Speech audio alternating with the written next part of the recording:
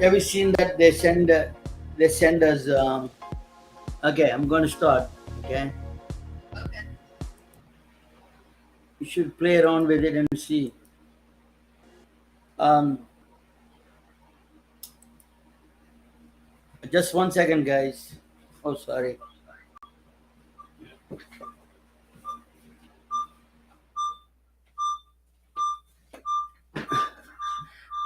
Hey, all. Hi, how are you all, guys?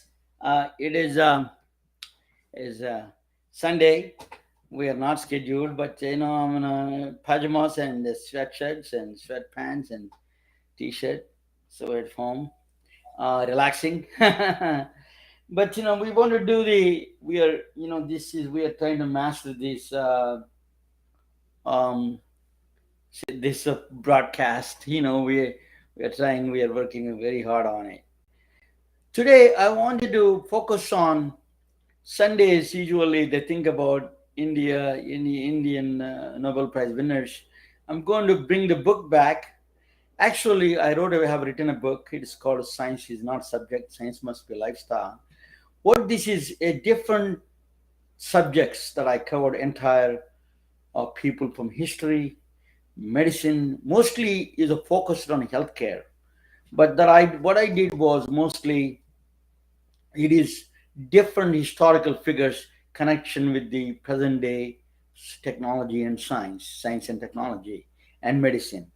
So that's my goal is to bring a new kind of ideas, new kind of innovative ideas for healthcare technology, healthcare innovators. They need to Healthcare innovators either they have a background in technology or background in just like doctors they have only background in medicine. I want to combine them together and bring it some not only technology, mathematics and physics and science, quantum physics and philosophy and psychology, all of them together, art. This is the one thing we want to do together and bring that to the forefront to fuel innovation for healthcare industry. Because we need it. Healthcare needs innovations because it's a paradoxical in this country, as you know, the prices goes up, the quality of the care is going down. So it's a paradox. American healthcare system is a complete paradox. So we have to solve that problem, um, um, into the process. So what I'm trying to talk about is my book. The book I've written. It's called "Science is Not Subject. Science Must Be a Lifestyle." It is a 150-page book, but every article is 3 minutes read. So I know how busy everybody is nowadays. 3 minute read, but it give a compacted information, easy to understand in conversational English that I have written. And my partner and colleague Jennifer Niemeyer. That was actually saying up there. She was supposed to join, and she's having some technical issues. But anyway, yeah, she'll be joining. I hope she'll be joining soon. But this is the book that I've written, and I'm so proud that this book is introducing several subjects, not just a historical Wikipedia kind of thing. We are connecting the past, present, and future. I say I have a slogan: show the past, win the future. That's our goal. You need to show the past. You cannot disregard the past. The science is fundamental to all innovations. The basic scientific, you will be surprised to know the basic scientific principles are same even for 100 years. Very surprisingly, for example, second law of thermodynamics, it never changes. It stays there. It may be remodified here and there, but it is just fundamentally the same. It is the implications of that. You modify, you add those things, other things. But anyway, the we are. It is our attempt to fuel innovations for healthcare people, healthcare professionals, healthcare IT techs, doctors, nurses, and all those people who are interested in healthcare. So I bring the background of physics and chemistry and mathematics and all those things towards the healthcare systems. That's all I want to relate, they connect the dots together. That's the whole concept. Today, I selected a subject, India's Nobel Prize winners and nominees, and I'm going to talk about that very quick. So I'm going to bring that to the my book to the place here. You will see. Um, so uh, so oh God, I hope I am. Science is not a subject. What happened? Uh, Ramona, this is Jennifer. I see that you have the book up, the how the ebook up. book is not moving, and maybe I have to do something about it. I am a little bit struggling about the book.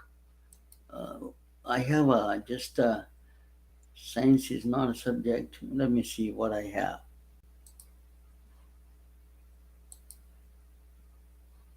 Did you, by chance, did you change anything, Jennifer? Did you change the links by chance?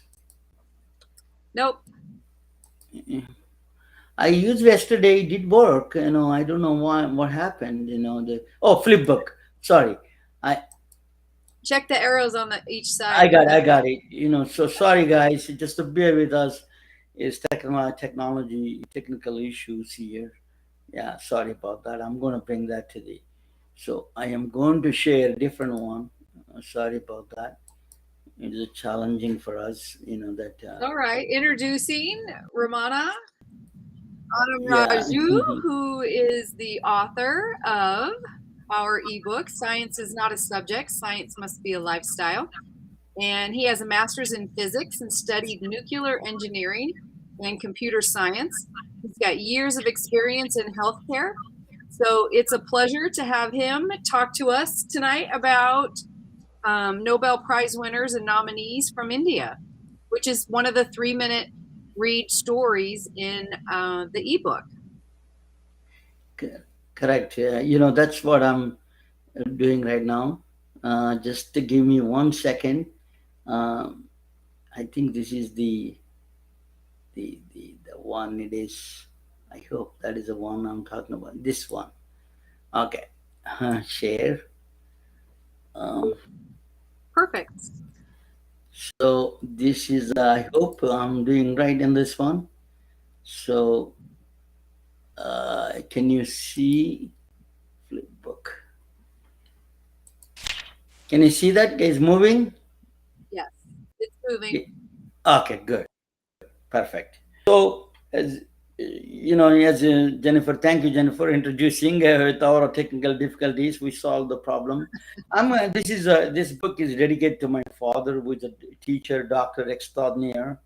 He practiced in southern India, rural southern India. He had nothing. He provided people. He provided care for the people who had nothing. That is a really noble way that profession. What that means, care provider means. He really personifies that kind of um, physician role.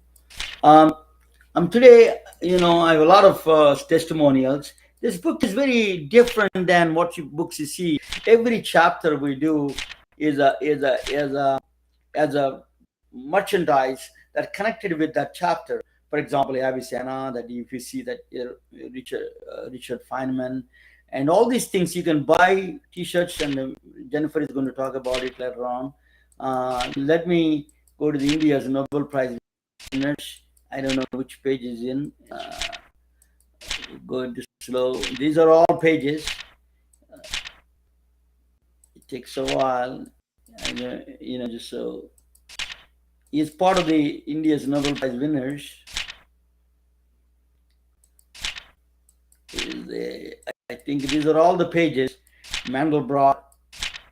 I did a Mandelbrot there. Mandelbrot. These are fractal geometries.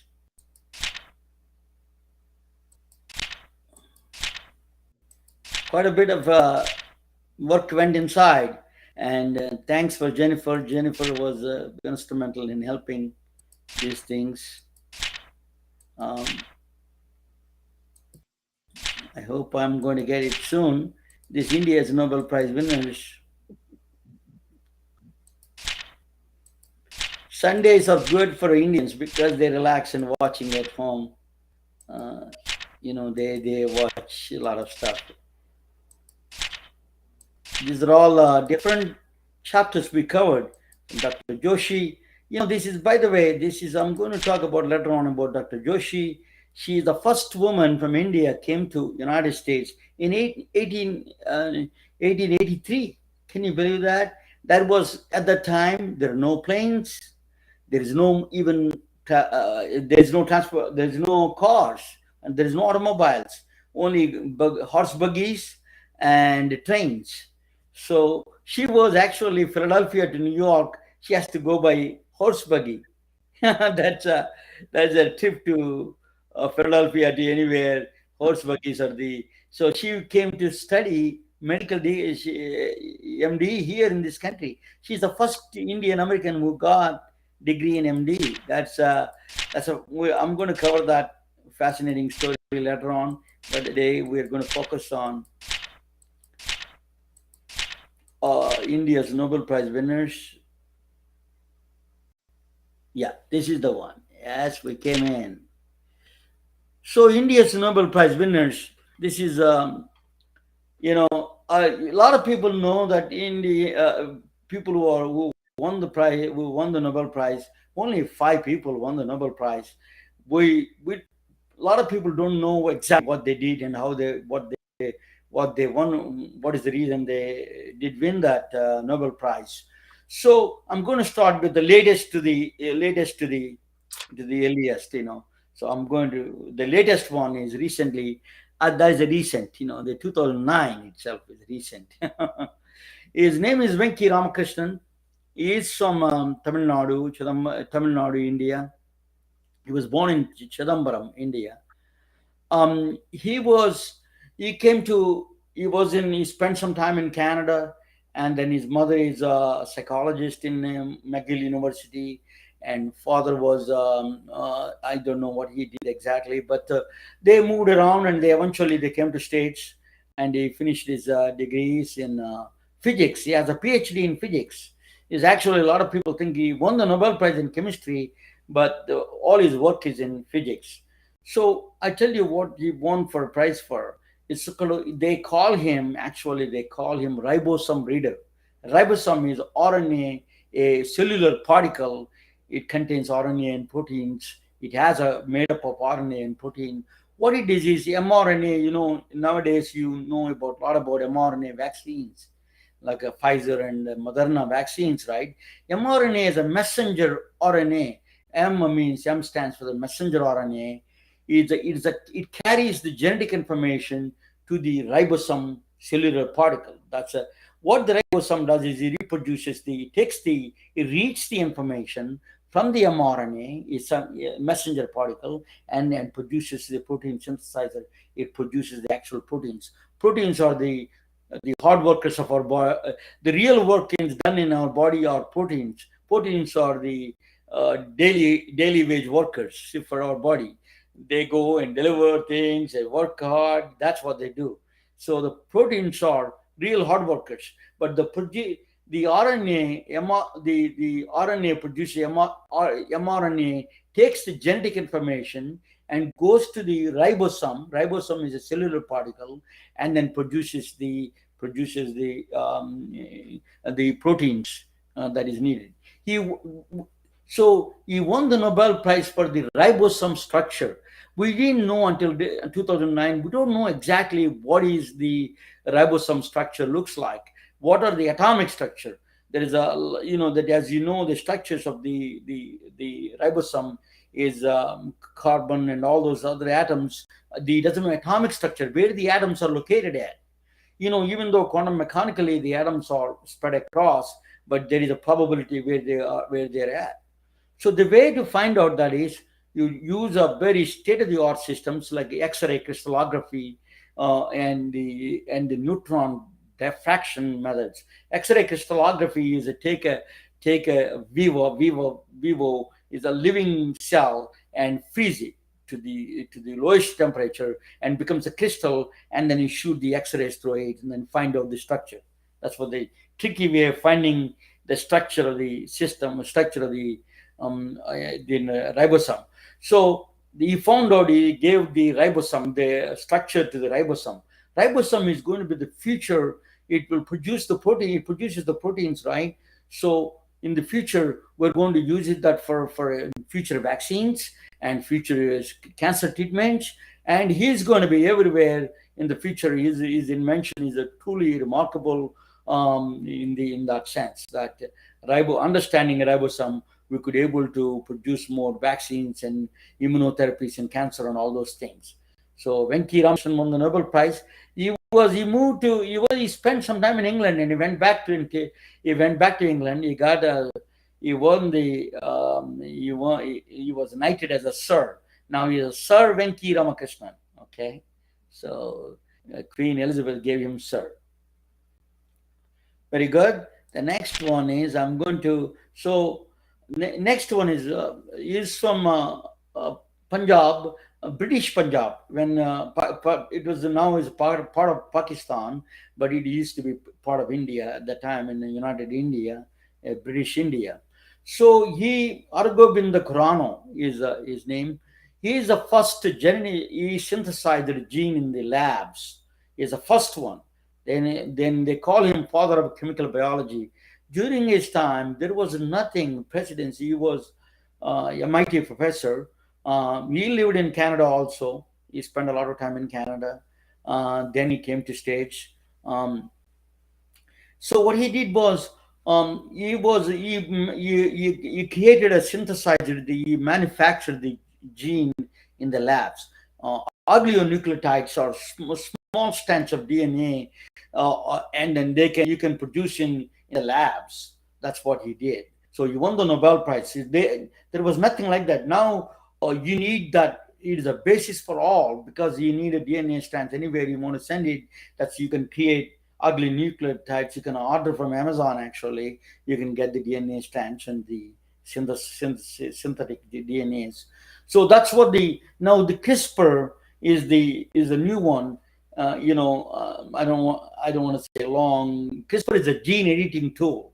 It so they are using is mechanism. So they send this CRISPR to, or they're using his inventions because of him. He was cited several times in the CRISPR gene editing tool. Gene editing tool is the way to repair genetic diseases in the first instance, at least, and the later on they're going to do that with the cancer and other things. So Aragobind Khurana won the Nobel Prize for that. So to oligonucleotides are part of a strand of DNA produced in the labs that he won the Nobel Prizes. So Venki Ramakrishnan probably benefited from him, from his discoveries, from Aragobind Khurana's discovery. So he is both of them. Venki Ramakrishnan is still alive. That's the only person among the Nobel Prizes from India are still alive. The next one is C.V. Raman, Chandrasekhara Venkata Raman, his name, my part of my name a little bit. No, I'm not as smart as him. Chandrasekhara Venkata Raman is he was a phenomenal he was omnipresent in every field: science, medicine, engineering, technology, theology. Even theology is present. That is a very interesting thing. So what is CV Raman is when you see somebody that you see their faces because their light falls on them and reflects back to you to your eyes. That's why you could able to see them. That's the reflection material. 99.9999% of the time is the reflected material reflections they come out. But a small, minute percentage of the light that falls on the people interacts with the cells inside of their body, cells of the body, in the cells. It interacts with them, and once it interacts, it loses some energy and gives back the scattering that part. That scattering of that energy, that photons coming out of the scattering is called Raman scattering. The ones that interacted with the cells, the light interacts with the cells, coming back is the Raman spectroscopy. So that is he detected through vibrational and rotational spectrum. He detected through that process. Um, so he was is that process is suppose you wanted to find out the apple is rotten or not without touching, smelling. How can you tell? There is no other way other than a only way you could tell that is by using Raman spectroscopy, because you cannot you without cutting it, without opening it, without touching it, you can tell it is rotten or not. So because what it does is the light falls on it, comes back with the reflected material. That's a vibration spectrum of the in each individual molecule or cells there, or individual atoms. That determines the original structure, or when compared to the normal ones. So you have a library of normal, let's say apple there. You have a normal vibration spectrum of the normal apple, and then if a rotten one, when that comes out, then you see that is different. So you can say it's rotten. Same thing you can apply for by showing by shedding a light on a on illegal substances like cocaine and stuff like that. Illegally, people, law enforcement uses a Raman pan they call. They shoot it, that it will tell you immediately it is a cocaine if it is a that an illegal substance that matches the rotational vibration spectrum of that original cocaine. If it is matching it, that means it is there. So you don't have to even open the containers. Without opening containers, you can tell. So that what he did. His discovery is monumental in my view. So the art, for example, if Picasso, somebody wants to sell you Picasso fake art, it can tell you that spectrum, original Picasso's art, that the library of vibrational and rotational spectrum that you have, that is when you have the fake one, you compare it, but they don't match. Even however the best way they can conceal it, they cannot conceal the rotational and vibrational spectrum. Impossible. So that's why his instrument is extremely powerful. His discovery is extremely valuable. Then he did, particularly in the medicine side, is because diagnostic imaging with what the CT and MRI and the CAT scan and PET CT did is that nowadays you don't need exploratory surgeries. You don't have to cut and open and see, oh, what's going on. You can do that before you open up anybody. That's the greatness about the non-invasive imaging techniques. So but when you do surgery, sometimes the cells are so spread out, the cancer cells. The way they do that is you countering the how far they spread out by by using gold nanoparticles injection. You give a gold nanoparticles because the cancer consumes more bio um, biochemical reaction. It is all they attach to the cancer cells. When they attach the cancer cells, you reflect light on them or ultraviolet rays or something like that. You reflect on that, and then they cannot hide anymore. So the doctor can see the big light. I wanted to show the lights. Eventually, next time I'll show you the lights how they look like. The cell, each cell lighten up like a flashlight. I'm here, so the doctor can go there and cut it out. So that's contouring the surgery area. That C.V. Raman did that. That's an amazing. So there's another interesting thing he did was in in um, in theology. A lot of churches for there is a Spain, Cantabrian Mountains, there is a church, 13th century church. It was a degraded Roman Mujadhar architecture, very brick architecture. It is so by over the years they used it for these oil lamps and rituals, several rituals. It degraded completely. They don't know what is the original colors of the temple that church is.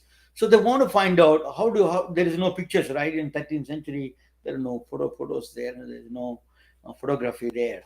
So how do you do that? So what he did was they used a Raman spectroscopy. They go to that Raman spectroscopy, and then they do they take that the original that molecule, the cell, the structures of you see the in the break, and then you compare that, you extract the vibrational rotational spectrum of the original colors, and you know exactly what colors they have. So it gives you a spectrum. Is a green color or blue color or red color. It gives you complete spectrum from the original structure, and he could tell which colors they're all. And through his spectroscopy, they remodified it. Several churches, not only Santa Cantabrian Mountain Church, but they modified several churches because of that, because of him. So right now his invention is in the Mars rover, looking for life on Mars. It's amazing that still Raman spectroscopy is going to be the next decade's major player. His discovery is going to play a major role in the coming decade. I'm 100% sure about that. I'm absolutely confident, because opticogenetics, another field is coming up because of the CRISPR and other things. That's a field that Raman spectroscopy is well needed. Then his nephew, his name is uh, Chandrasekhar Subramanian. Okay, Chandrasekhar Subramanian is a C.V. Raman's nephew. He was a professor in University of Chicago. He's also spent a lot of time in Canada, and then came back, and his family in Canada for a while, and then he moved to States. I came from Canada, you know. so so Chandrasekhar Subramaniam, what he did was in the area of black holes. The way recently, that the black hole, the first picture of the black hole came in. Einstein wrote the equations for the black hole. He never imagined. He did not even believe himself there were black holes. They could exist. The black holes could exist. Literally, that's what the picture of that black hole. First actual picture of the black hole that's there, that you see on the screen right now. So Chandrasekhar Subramaniam, what he did was he came up with the Chandrasekhar limit. A limit is that when when when the how what kind of a mass it needs to have before it collapses into black hole or neutron star or black hole. So it has to be 1.44 solar masses. Then if you have that much mass, it can sustain that the gravity pulls it out, and then supernovae, and then black hole forms a black hole. Black hole is a singularity that anything goes inside, we don't know yet. Once the light even cannot come back. We don't know what goes on inside. Once that event horizon past, that is a no return, is a no return. So black holes is amazingly very mystical. Even though simple physics, they're very mysterious, in that sense. We don't know, once anybody goes there, where it does it go in the singularity. That's one of the most mysterious object in the universe. But he created a 1 point, so that's they call him Chandrasekhar limit. He told us what critical mass a star to have to before it collapses into black hole. So NASA named one of the observatories, X-ray observatories. You know, I need to tell you, the electromagnetic spectrum is a complete spectrum. It is a visible light. That's what you see here. Then the heat is a infrared, ultraviolet rays, and then microwaves, radio waves. All kinds of things are there in between these electromagnetic radiation. So some of the X-rays, or some of them are, so these are high energy, depends on the energy of the photon. These are all photons, but that depends on the energy itself. So so what he did was, the X you can observe through microwave thing. You can see the X-ray X-ray observatory. So you can see, what we see is visible. Next week or so, Venus and Jupiter are coming is very close together. You can see with the naked eye. So, but some of the things you cannot see. You need X-ray machine, X-ray observatory. You need to have to detect X-ray emissions. You will know where they're coming from, what they do. So you see the objects you never seen you can't see with the naked eye. That's what the X-rays are. Microwave, radio waves, all those things you can't see with your naked with the naked eye. So you did that one of the observatories, or one of the X-ray observatory named after Chandrasekhar. It's named Chandra Observatory. In fact, there is a movie 2000. It's called 2000 movie. Is a Space Odyssey 2000. They call the computer in that movie is Chandra. His name, you know. So he's very popular in the among the physicists. Um, then there is a guy came in after he won the Nobel Prize for that Chandrasekhar limit, and that he won the Nobel Prize. A critical mass. What is the critical mass required before a star collapses into a black hole? That is, we won the Nobel Prize. Now the next one is Ronald Ross. He doesn't look like Indian, but he was born in India. He is born in Uttarakhand. You know, he is in Almore, Uttarakhand. He was British in the British times. You know, his father is a doctor, and he spent a lot of time he spent a lot of time in India. Then he went to medical school in England, came back and started doing research in mosquitoes. You know, he was the one first to discovered mosquito transmission among in the birds. He understood the pathology behind the transmission of malaria transmission through mosquitoes. Mosquitoes are carriers. He recognized it, and then he won the Nobel Prize for that. You know, he spent a lot of time in my hometown, Secunderabad, Hyderabad. He was in Calcutta, in city. He spent a lot of time in Assam. Is a tea hospital. Assam produces a lot of tea. Tea hospital actually carries his diagrams, and he has a small museum there. So if you go there, you happen to go there, you can go and visit there. So he won the Nobel Prize that, even though he's not a Indian by ethnicity, but he's all his discoveries. He won the Nobel Prize for that in Indian thing. He did India. He was born in India, so we have to give him one. So there are several nominees there. Um, I I will talk about one more gentleman. The later on, I dedicated a special thing for him. He should have won the four Nobel prizes. He's from my hometown. His name is Yalla Subarao, and I wish that you know that um, he was he was totally discriminated. He was ignored by everyone, including my hometown people. His sad story. I'll talk about it. He deserves four Nobel prizes. Yalla Subrao. But that is, let us keep it aside now. Let us not talk about that. Let us talk about official nominees. Official nominees is his name is Sachendranath Bose. His father is used to work for railways. He has seven sisters. He has. He's the only guy. So his prediction was, what he did not, he was nominated for something interesting. You put the when you put the bunch of light particles together, they behave like a one system, or like a one liquid, one phase. So one matter, you know. So what was the Bose Einstein, he created a statistics. The gas molecules are all you put together together, they act like a one system.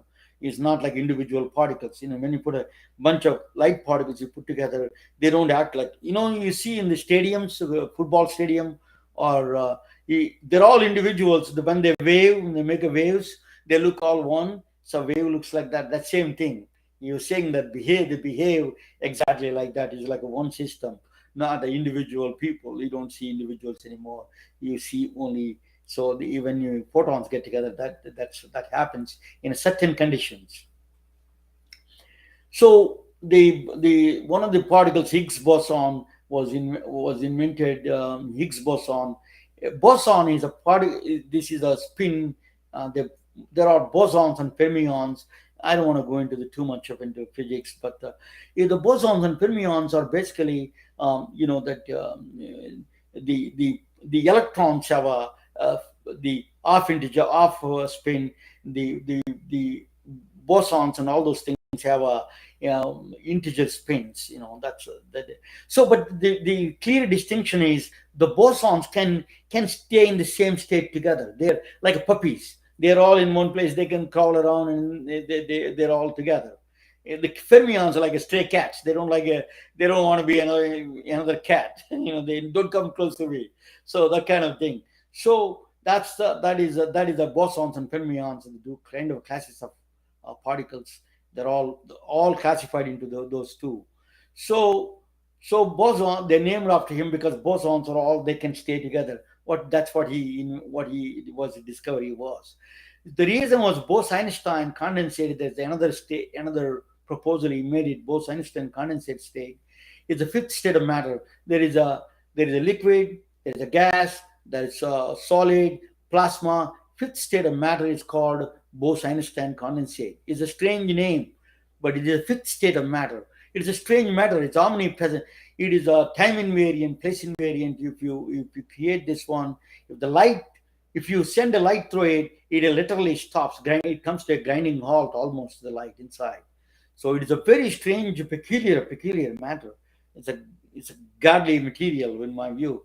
They won the 10 Nobel prizes of that, and they're thinking about, they want to do a lot of research on the in the International Space Station with the Bose-Einstein condensate state.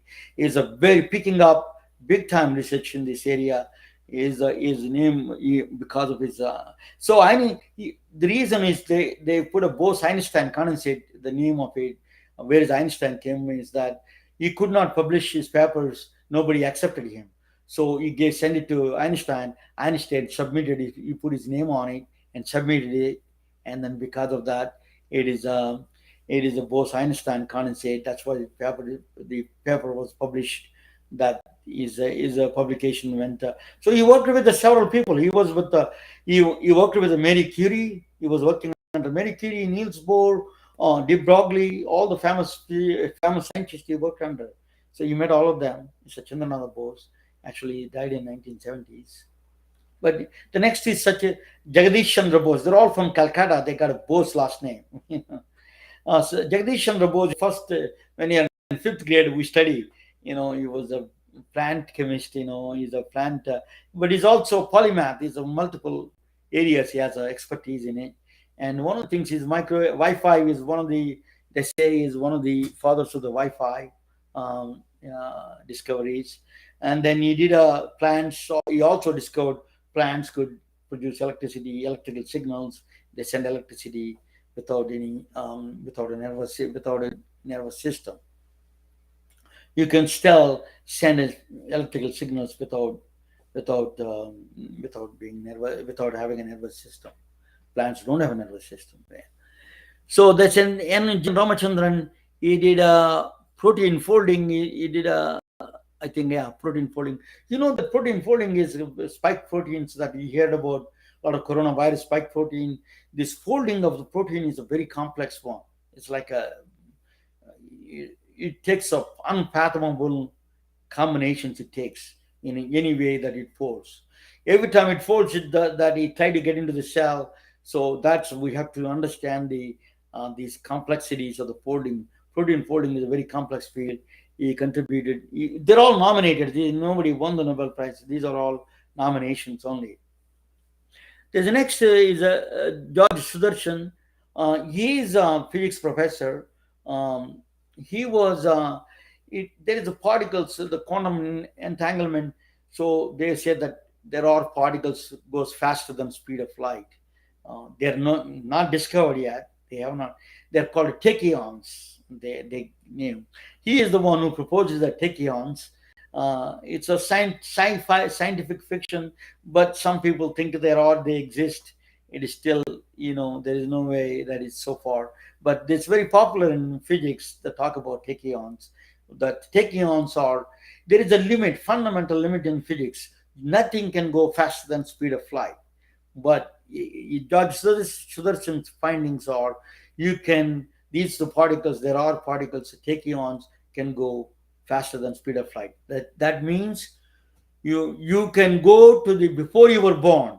you know Cause before the cause and effect before cause even comes. So you feel pain before I hit you. That's kind of thing. So it's a kind of a reversal process. We don't understand it. So that's a cause and effect kind of changes. Speed limit is the cause and effect casual. That is important for the speed limit, the reason to exist. So tachyons is the one we proposed it, but he did not win the Nobel Prize, and it is still not discovered yet. So the next one is Megan Saha. He was, I think, if I can read that, I forgot his. Yeah, can you read, Jennifer? What he said?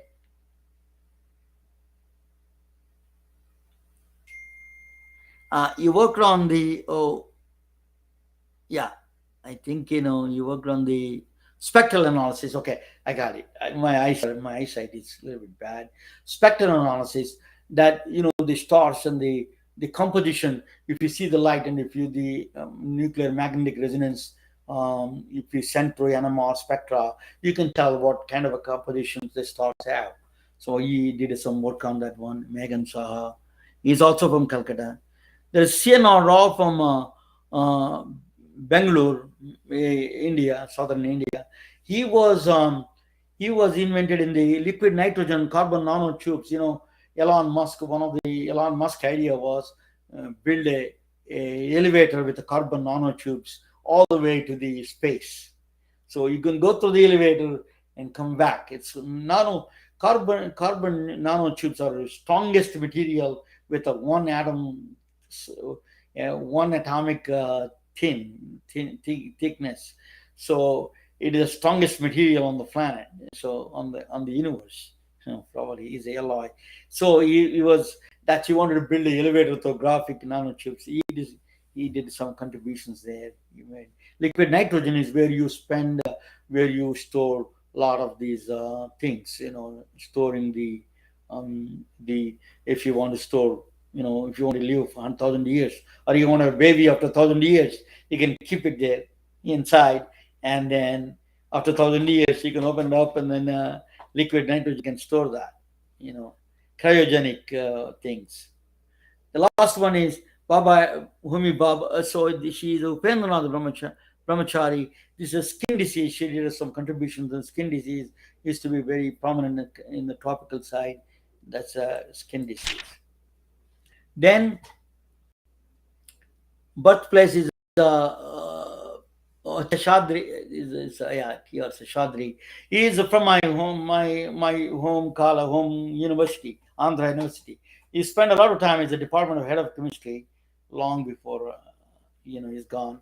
But he did a lot of. He's a more of an administrator. He did some plant chemistry, but he was a very active administrator side. He did a lot of work, and he was nominated for that.